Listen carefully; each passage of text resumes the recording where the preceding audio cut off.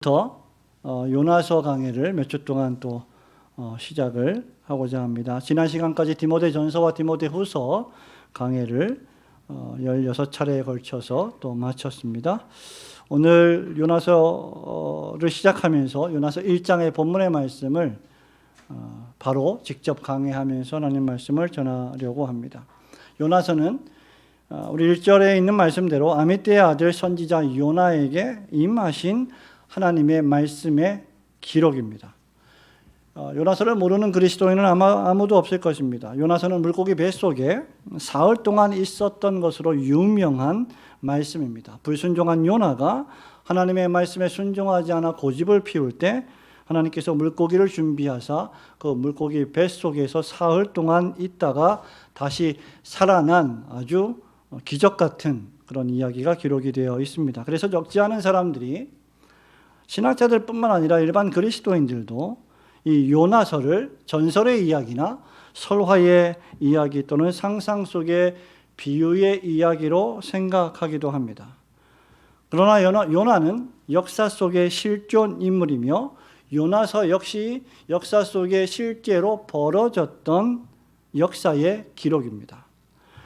요나의 처음 등장을 우리는 열왕기하 14장 25절에서 발견할 수 있습니다.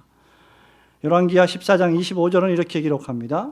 이스라엘의 하나님 여호와께서 그의 종 가드헤벨 아미떼의 아들 선지자 요나를 통하여 하신 말씀과 같이 여로보암이 이스라엘 영토를 회복하되 하맛 어귀에서부터 아라바 바다까지 하였으니 라고 했습니다.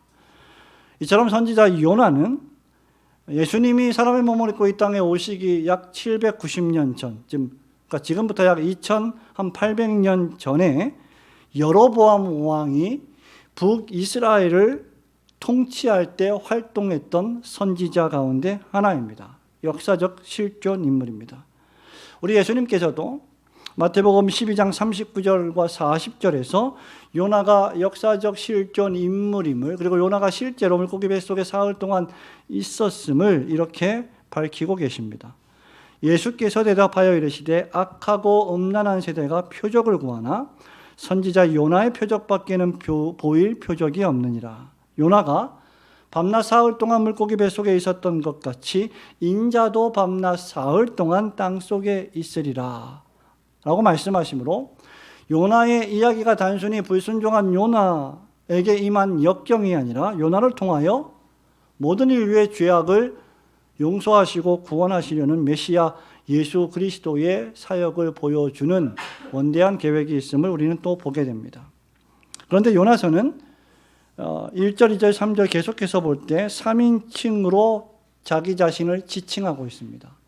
요나가 자기 자신을 나라고 말하지 않고 요나가 이렇게 표현합니다. 당시 이것은 일반적인 문학의 기록 방법이었습니다.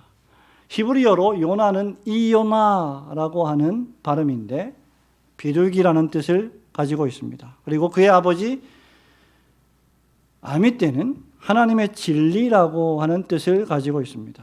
그렇다면 아미떼의 아들 요나는, 이 선지자 요나는 하나님의 진리의 말씀을 비둘기처럼 순결하게 지키며 순종해야 했던 선지자였습니다. 1절에 보면 여호와의 말씀이 아미떼의 아들 요나에게 임하니라고 했는데, 이로 볼 때 이 요나서의 말씀을 포함해서 구약과 신약의 모든 하나님의 말씀은 요나를 포함해서 그의 상상이나 또는 주관적인 사상이나 연구 결과가 아닌 하나님께서 직접적으로 계시해 주신, 입을 열어서 말씀하여 주신 그 말씀임을 분명히 밝혀주는 말씀입니다. 우리는 이 말씀을 통해서 두 가지를 생각해 보려고 합니다. 우선 오늘 1절, 2절, 3절의 개론적 설교에서 첫 번째로 하나님은 이방인들도 당신의 뜻 가운데 구원하시는 분이시다. 이방인들도 구원하시는 하나님의 절대하신 주권의 구원 계획을 보게 됩니다. 우리 1절과 2절 말씀을 한 번 더 읽어봅니다. 여호와의 말씀이 시작. 여호와의 말씀이 아미떼의 아들 요나에게 임하니라. 이르시되 너는 일어나 저 큰 성읍 니느웨로 가서 그것을 향하여 외치라. 그 악독이 내 앞에 상달되었음이니라 하시니라. 아멘. 여호와의 말씀이 선지자에게 임하는 것은 구약 시대의 전형적인 하나님의 방식이었습니다. 여호와의 말씀이 아미떼 아들 요나에게 임했습니다. 성령의 역사하심을 통하여 하나님의 말씀이 전달되었습니다. 그 말씀의 내용은 무엇입니까? 바로 큰 성읍 니느웨로 가서 그것을 쳐서 외치라 하는 것이었습니다. 즉 악독이 가득한 죄와 악으로 점철되어 있는 이 큰 나라, 이 큰 성읍 니느웨로 가서 그들에게 회개를 촉구하고 너희들이 지은 죄를 회개하지 아니하면 심판을 당할 것이다 라고 하는 회개의 복음을 촉구하라는 것이었습니다. 여러분, 니느웨는 창세기 10장 10절과 12절에 따르면 함의 손자 니므롯이 세운 도시였고 당시에 티그리스강 동편 두 개에 위치한 고대의 가장 큰 도시 가운데 하나였습니다. 그리고 장차 역사상 이스라엘을 엄청나게 괴롭혔고 또 괴롭히게 될 가장 강력한 아수르 제국의 수도가 바로 이 니느웨였습니다. 지금 현재 바그다드로부터 북서쪽으로 약 40km 정도 떨어진 이라크 모술 근처에 있는 도시였습니다. 지금도 이 도시에는 니느웨의 유적이 어느 정도 남아 있습니다. 니느웨는 당시의 인구가 약 60만 명이었고 어마어마하게 큰 대도시였으며 그 둘레의 길이가 95km였고 직경이 30km로서 사람이 그 도시를 한 바퀴 돌려면 약 3일이 걸린다라고 추정되는 도시였습니다. 여러분, 이런 큰 도시에 가서 그것도 이스라엘의 아주 작은 나라 이스라엘의 선지자, 이름도 알지 못하고 듣지 못한 선지자 한 명이 가서 회개의 복음을 외치라는 것이 하나님의 계시의 말씀이었습니다. 잘 아시다시피 요나는 이스라엘의 선지자였습니다. 이스라엘의 선지자는 이스라엘 백성들에게 주시는 하나님의 말씀을 대언하는 자들입니다. 이방인들의 죄를 책망하기는 했어도 그들에게 직접 가서 그들에게 하나님의 말씀을 전하는 선지자는 아무도 없었습니다. 그리고 이스라엘은 할례받지 못한 이방 족속을 경멸했고 미워했습니다. 더욱이 아수르는 계속해서 그 당시에 국력을 키워가는 이스라엘의 잠재적인 대적이었고 또 수없이 호시탐탐 이스라엘을 노렸으며 이스라엘을 압제했던 이방 나라 가운데 하나였습니다. 종교적 문화적으로도 타락하고 방탕한 나라였습니다. 우상을 숭배하고 음란한 나라였습니다. 요나서 1장 2절에 보면 하나님께서 이렇게 말씀하십니다. 그 악독이 내 앞에 상달되었다 라고 기록하므로 그들의 악이 얼마나 엄청난 것인지를 우리는 알게 됩니다. 그런데 그 악독이 내 앞에 상달되었다라고만 말씀이 기록되어 있고 그 악독이 무엇인지 자세히 기록이 되어 있지는 않습니다. 여러분이 나훔서를 보면 선지자 나훔은 니느웨의 죄가 하나님을 거역하고 이스라엘 민족을 침략하려는 음모를 꾸몄으며 약자들을 착취하고 전쟁을 통해서 수많은 사람들을 잔인하게 학살했고 우상을 숭배하며 도덕적으로 음란하고 방탕한 생활을 했던 것들 등을 지적하고 있습니다. 그런데 하나님은 이런 니느웨로 가서 죄를 회개하지 않으면 심판을 당할 것이다. 그러므로 회개하라는 메시지를 전하라고 요나에게 말씀을 주신 것입니다. 여러분, 이 말씀은 우선 아무리 타락하고 악한 이방 나라라 할지라도 이방 국가라 할지라도 그 가운데 회개하고 구원을 받을 자들이 있음을 우리에게 알려줍니다. 하나님은 그런 나라에 속한 자들도 구원하시는 하나님이시라는 사실을 가르쳐 줍니다. 뿐만 아니라 구원은 이스라엘 혈통의 이스라엘 민족의 전유물이 아니라는 것도 우리에게 잘 알려주십니다. 이스라엘 백성들은 이방인들을 할례받지 못한 백성이라고 경멸했습니다. 여러분, 다윗이 골리앗을 저주하고 심판할 때 뭐라고 말했습니까? 이 할례받지 못한 백성들이 하나님의 이름을 모독한다라고 말했습니다. 그러므로 이스라엘 백성들은 선지자들은 그들에게 복음을 전하지 않았습니다. 그럼에도 불구하고 하나님은 그들에게도 회개와 구원의 복음을 전하라고 요나에게 명령하신 것입니다. 구약시대의 유대인들은 여러분이 로마서 1장, 2장, 3장을 통해서 잘 아시다시피 선민의식과 할례와 제사라는 특권을 지나치게 자랑하여 나라와 민족과 열방을 초월하여 하나님의 놀라우신 구원이 전 우주적으로 확장된다는 그 구원 계획을 보지 못했습니다. 하나님의 은혜는 오직 자신들만 받을 수 있는 것이다 라고 생각했습니다. 하나님의 은혜는 우리 밖으로 넘어가서는 절대로 안 된다고 그들은 여겼던 것입니다. 그러나 하나님의 구원은 모든 민족에게 미치는 구원이요 차별 없이 미치는 하나님의 은혜입니다. 로마서 3장 22절 말씀대로 예수 그리스도를 믿는 믿음의 의는 모든 사람에게 미치는 의로 차별이 없다라고 했습니다. 사도행전 18장 10절에서 이방 땅 고린도에서 복음을 전하던 사도 바울에게 하나님의 성령께서 이렇게 말씀하십니다. 내가 너와 함께 있음에 어떤 사람도 너를 대적하여 해롭게 할 자가 없을 것이니 이는 이 성중에 내 백성이 많음이라 하시더라.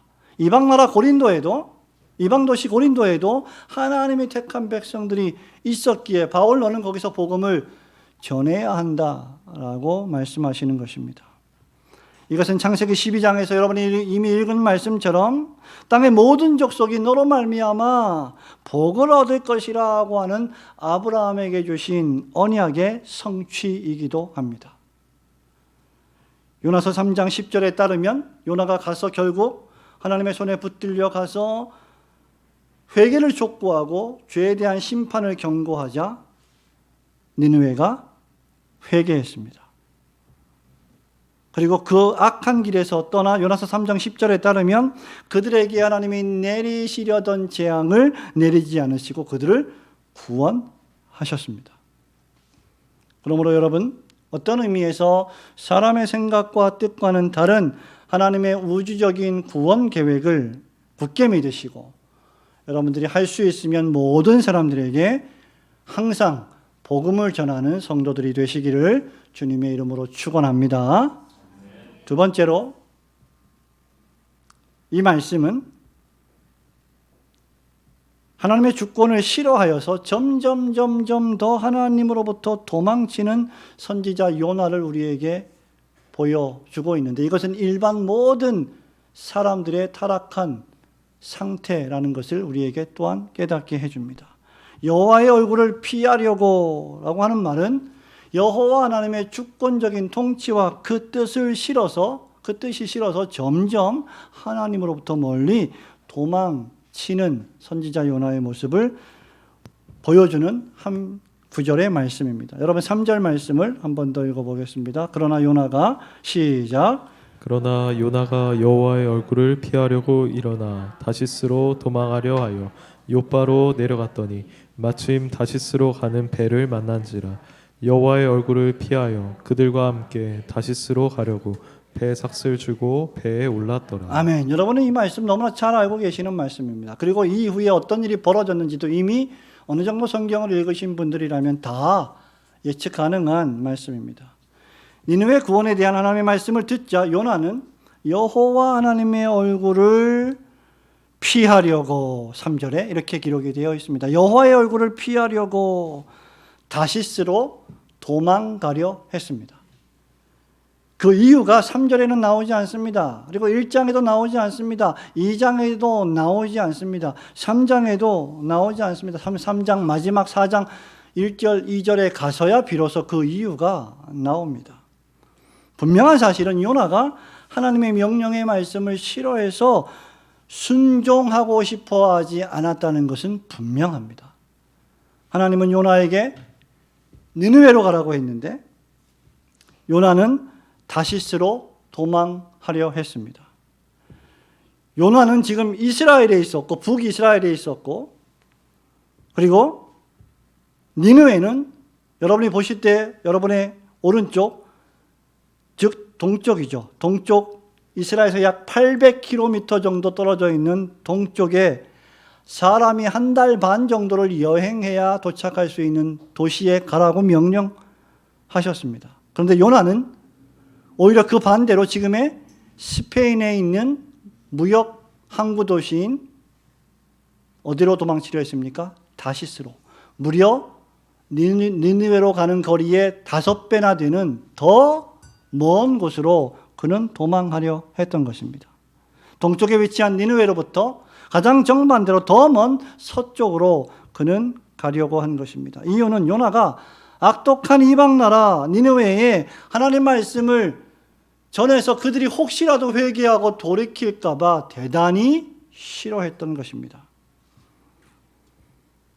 이것은 요나서 4장 2절과 3절에 보면 여러분 펼쳐보시기 바랍니다. 여실히 드러납니다. 요나서 4장 2절과 3절을 우리 함께 읽어보겠습니다. 시작. 여호와께 기도하여 이르되 여호와여 내가 고국에 있을 때 이러하겠다고 말씀하지 아니하였나이까. 그러므로 내가 빨리 다시스로 도망하였사오니 주께서는 은혜로우시며 자비로우시며 노하기를 더디하시며 이내가 크시사 뜻을 돌이켜 재앙을 내리지 아니하시는 하나님이신 줄을 내가 알았음이니이다. 여호와여 원하건대 이제 내 생명을 거두어 가소서. 사는 것보다 죽는 것이 내게 나음이니이다 하니. 여러분, 하나님에 대한 이 생각이, 하나님의 결정에 대한 자신의 판단이 얼마나 극심했으면 그는 내 생명을 거두어 가소서, 사는 것보다 죽는 게 더 편하겠습니다 라고 말할 정도였습니다. 여러분, 우리는 인생을 살아가면서 이런 종류의 경험들을 한두 번쯤은 아마 했을지도 모릅니다. 요나는 니느웨에 가서 회개의 복음을 전하는 것이 하나님의 뜻인 줄 분명히 듣고 알았음에도 불구하고 그 생각에, 그 결정에 동의하지 않았습니다. 요나는 하나님의 주권을 싫어했습니다. 왜냐하면 하나님의 뜻이 자신의 생각과 처지와 환경과 달랐기 때문입니다. 그것이 여호와의 얼굴을 피하려고 했던 첫 번째 이유입니다. 하나님이 자신에게 도무지 불합리한 명령을 내리신다, 불합리한 말씀으로 순종을 요구하신다라고 생각한 것입니다. 이스라엘 백성을 힘들고 괴롭게 한 나라에게 심판을 내리시기는커녕 회개의 복음을 촉구한다는 것은 있을 수 없는 일이라고 그는 생각했던 것입니다.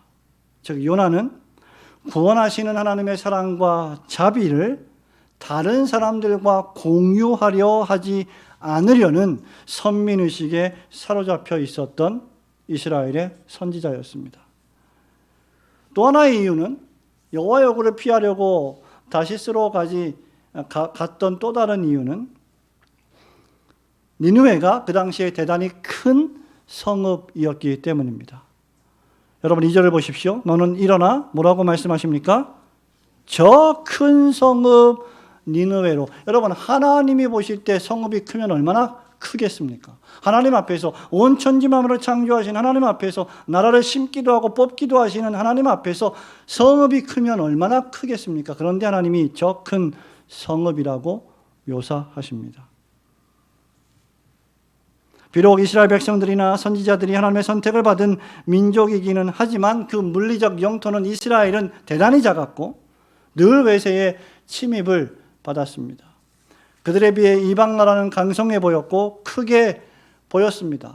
구약 시대에도 자신들을 그 이방 나라 가나안 땅 족속들에 비교해 볼 때 메뚜기와 같았다라고 평가했을 정도입니다. 3일 밤낮을 돌만큼 큰 성읍 니느웨에 아주 작은 나라, 듣지도 못한 이스라엘의 선지자가 도착해서 말한다 한들 누가 자기 말을 들을 수 있겠는가라고 생각했을 수도 있습니다. 더욱이 그들에게 가서 회개와 심판을 선포하는데 환영받을 수 있겠느냐 생각했을 것입니다. 그런 생각에 사로잡힌 요나는 말씀에 순종하기보다 그 반대의 결정을 내렸습니다. 하나님께서 일부러 요나에게 니느웨를 저 큰 성읍 니느웨에 가서 이렇게 말씀하신 데는 다 이유가 있는 것입니다. 니느웨를 쳐서 외치는 일, 니느웨에게 회개를 촉구하는 일, 죄를 회개하지 않으면 심판이 임할 것이다라고 복음을 전하는 일이 결코 쉬운 일이 아님을 암시하는 말씀입니다. 이것은 요나를 준비시키시려는 하나님의 마음이셨습니다. 그러나 선지자 요나는 하나님의 마음보다 자기 생각을 더 중요하게 여겼습니다. 결국 그는 여호와의 얼굴을 피하여 다시스로 가려고 욥바로, 예루살렘보다 좀 더 서쪽으로 내려가 있는 욥바 항구로 내려갔다고 했습니다. 그리고 거기서 끝이 아니라 5절에 따르면 요나는 배에 타고 아예 배 밑으로 더 내려갔습니다. 그리고 15절에 따르면 요나는 아예 바다 밑으로 던져짐을 당했습니다. 그리고 17절에 따르면 요나는 큰 물고기 뱃속으로 더욱더 내려갔습니다. 이 네 구절에 내려갔다는 동일한 동사가 사용이 되었습니다. 하나님의 명령의 말씀에 불순종한 결과가 얼마나 참혹해질 수 있는지를 잘 보여주는 대목입니다. 여기서 우리는 선지자가 그 직무를 감당함에 있어서, 그리고 신자들이, 여러분들의 신앙생활을 수행함에 있어서 하나님의 말씀에 단순하게 순종하는 것이 얼마나 중요하고 또 쉬운 것 같지만 어려운 일인지를 잘 보여줍니다. 참된 순종이란 무엇일까요? 여러분, 아무 장애나 어려움이 없을 때 하나님 말씀에 순종하는 것은 너무 자연스럽고 쉬운 일입니다. 그러나 장애가 생기고 방해가 생기고 어려움이 생기고 위험이 도사리고 더 나아가 심지어 죽을 것 같은 위협이 뒤따를 때 순종하는 것은 더더욱 어려운 일입니다. 그러므로 참된 순종이란 아무 장애나 어려움이 없을 때만 하는 것이 아닙니다. 또한 순종이란 자기 생각이나 감정으로만 결정하는 일도 아닙니다. 이 점에 있어서 종교개혁자 칼빈의 말이 매우 유용할 것입니다. 칼빈은 이 말씀을 설교하면서 이렇게 말했습니다. 수많은 장애물이 우리에게 나타나고 우리 마음에 생겨나며 아무런 피할 곳도 없는 것처럼 보인다 할지라도 우리가 단순히 하나님을 복종하는 것이야말로 진정한 복종의 증거입니다. 다시 말해, 진정한 순종의 증거는 하나님께서 우리를 어디로 인도하시든지 우리가 눈을 감고 그를 따라가는 것과 같으며, 필요한 때 그분께서 언제나 우리에게 힘을 더하시고 손을 뻗쳐 우리의 모든 어려움을 제거시키신다는 사실을 의심하지 않는 것입니다.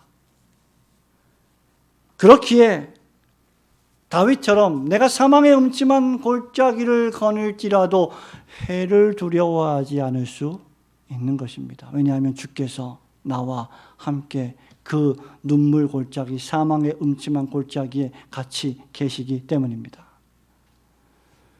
선지자는 여호와의 얼굴을 피하려 도망했으나 그가 여호와의 낯을 피하여 도망칠 장소는 존재하지 않습니다.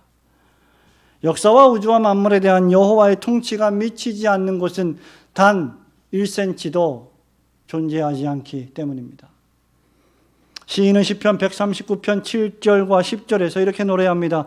내가 주의 영을 떠나 어디로 가며 주의 앞에서 어디로 피하리이까? 내가 하늘에 올라갈지라도 거기 계시며 스올에 내 자리를 펼지라도 거기 계시니이다. 내가 새벽 날개를 치며 바다 끝에 가서 거주할지라도 거기서도 주의 손이 나를 인도하시며 주의 오른손이 나를 붙드시리이다. 선지자는 여호와께로부터 도망칠 곳이 없었습니다.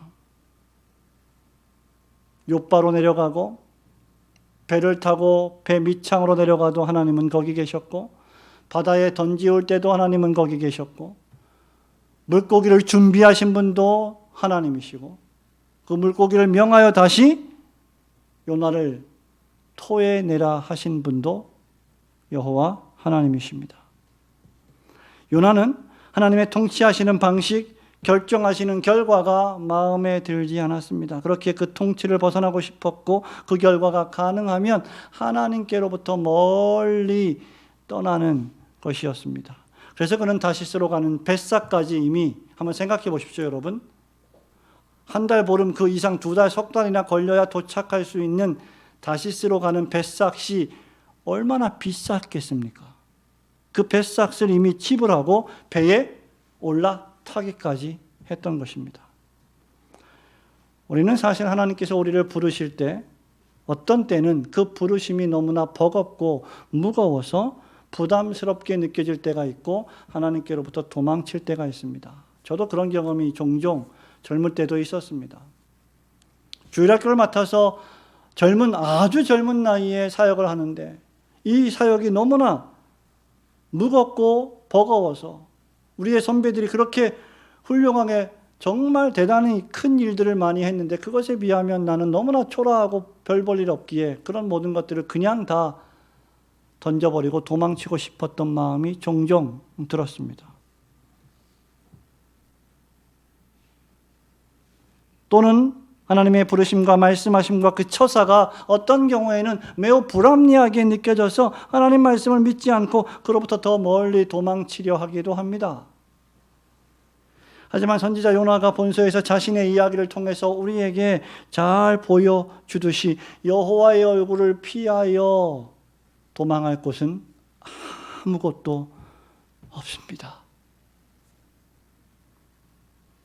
명령에 불순종하여 배를 타고 도망가는 요나를 하나님은 그냥 버려두시고 멸망 가운데 망하게 하시지 않습니다. 바다에 대풍을 보내시는 분이 하나님이십니다. 바다에 빠지게 하시는 분도 하나님이시고 요나의 정체가 여호와 하나님의 선지자요 히브리인의 선지자라고 밝히게 하시는 분도 하나님이십니다. 큰 물고기를 준비하신 분도 하나님이시고 그 물고기 뱃속에서 사흘 동안이나 기적처럼 생존해 있게 하시는 분도 하나님이십니다. 그리고 기적적으로 물고기가 요나를 토해내서 살게 하시는 분도 하나님이시고 이 모든 요나의 사건을 통하여 하나님은 사흘 밤낮으로 무덤에서 우리를 구원하시기 위하여 우리 자리에서 우리 대신 죽음을 맛보시고 지옥과도 같은 고난과 고통의 경험을 미리 하신 구세주 예수 그리스도를 보여주시기 원하셨습니다. 우리를 사랑하사 당신의 가장 소중한 독생자 예수 그리스도를 십자가에 못 박아 죽게 하시는 그 사랑을 깨닫게 하시기 위한 일이었습니다. 이 일을 위하여 하나님은 당신의 전능하신 모든 능력을 다 동원하십니다. 실로 하나님은 자기 백성의 자녀들의 유익을 위하여 모든 것을 다 합력하여 선으로 바꾸어 주시는 사랑의 아버지이십니다. 로마서 8장 26절에서 바울이 이렇게 말합니다. 우리가 알거니와 하나님을 사랑하는 자 곧 그의 뜻대로 부르심을 입은 자들에게는 모든 것이 합력하여 선을 이루느니라. 원문대로 하면 모든 것을 하나님이 합력하여 선으로 바꾸신다는 뜻입니다. 우리가 당하는 고난과 아픔과 고통을 온전히 다 이해하지 못합니다.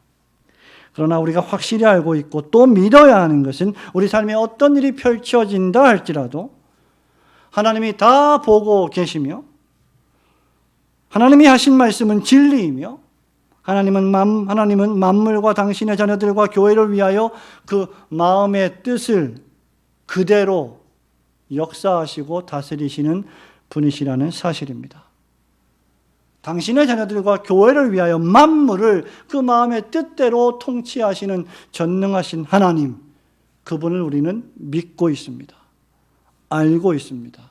우리는 이것을 굳게 붙들어야 합니다. 하지만 여러분, 이것을 붙드는 일이 항상 쉬운 일은 아닙니다.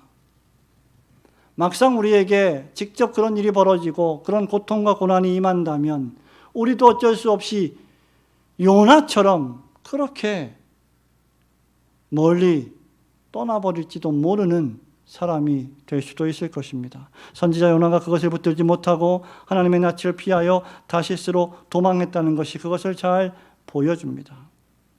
그리고 우리들도 종종 때로 하나님의 뜻을 알면서도 요나와 같이 하나님의 뜻과 반대로 생각하고 행동할 때도 참 많습니다. 그렇게 요나는 자신의 경우를 통하여 우리가 이런저런 이유로 하나님을 떠나고 멀리할 때 그것이 얼마나 어리석은 일인지를 이 요나서를 통해서 잘 보여주고 있는 것입니다. 하나님께서는 독생자를 아끼지 않으시고 십자가에 내어주실 만큼 당신의 택한 자녀들을 사랑하신다는 사실을 굳게 믿으시고, 하나님께서 여러분에게 무엇이라 성경에 말씀하시든지 그대로 순종하시는 성도들이 되시기를 주님의 이름으로 축원합니다. 성도 여러분, 말씀을 맺습니다. 성도의 진정한 복은 시인이 고백하는 것처럼, 모세가 고백하는 것처럼 하나님을 가까이 하는 것입니다. 하나님을 가까이 함이 내게 복이라고 모세는 고백했습니다. 하나님의 얼굴을 피하는 것이 성도에게는 저주요 불행입니다. 하나님은 우리에게 길을 보이시고 명령하시고 하나님의 말씀인 성경을 통하여 우리에게 말씀해 주시는데, 우리는 때때로 그와는 반대로 가기도 합니다. 요나 자신도 2장 6절에서 자신이 어디까지 내려갔느냐를 이렇게 고백하죠. 자신의 산의 뿌리까지 내려갔다라고 고백했습니다. 가장 최고로 내려갈 수 있는 곳까지 내려갔다라고 고백합니다. 그러나 하나님은 그런 요나를 살려주십니다. 그리고 구원하십니다. 2장 6절에서 요나는 계속해서 이렇게 고백합니다. 땅의 그 빗장으로 나를 오랫도록 막았사오나 나의 하나님이 여호와여 주께서 내 생명을 구덩이에서 건지셨나이다. 하나님은 요나처럼 우리도 살려주시고 구원해 주실 것입니다. 여러분이 앞으로 어떤 어려움과 어떤 재난 속에 던져진다 할지라도 하나님은 거기 계시며 여러분을 구원하실 것입니다. 그 흉포한 바다의 폭풍과 그 어두운 터널 속에서 우리를 마침내 이끌어내시고 다시 하나님의 얼굴빛을 보게 해 주실 것입니다. 여호와 하나님은 우리에게 그의 얼굴에 빛을 비추시고 은혜 베푸시기를 원하시며 평강 베푸시기를 원하시는 분이십니다. 성도가 참되게 하나님의 명령에 순종하며 범사의 그 주권을 믿고 인정한다면 하나님은 그에게 복의 복을 더하여 주실 것입니다. 우리에게 얼굴빛을 비추시고 평강을 베푸시며 은혜를 베푸시는 하나님을 굳게 믿고 붙드시기를 주님의 이름으로